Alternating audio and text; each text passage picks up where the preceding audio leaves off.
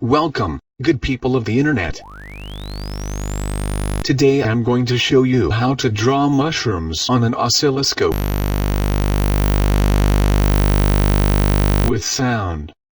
We're gonna use our left audio channel for horizontal deflection, and our right audio channel for vertical deflection. Now first we need a sine wave on our horizontal deflection channel, and a cosine wave on our vertical deflection channel.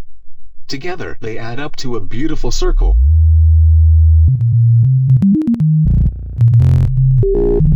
We can alter its size and shape by increasing or decreasing the volume of both channels. Now we add a sawtooth waveform to the right channel. Our circle or ellipse turns into a spiral.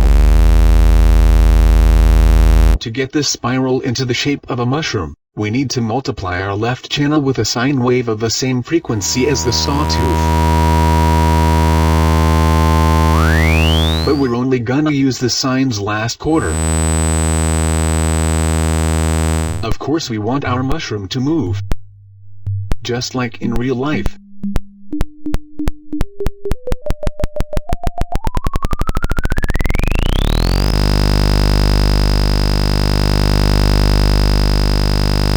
That's why we now add another sawtooth multiplied with a cosine wave of a slightly different frequency to our left channel. We can increase the number of mushrooms by dividing the cosine's frequency by 2, or even by 3. By randomly adding square waves, we get even more mushrooms.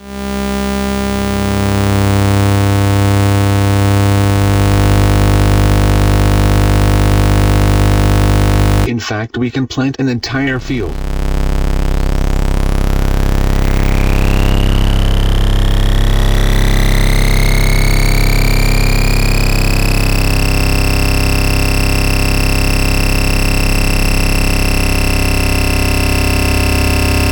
Or move into space.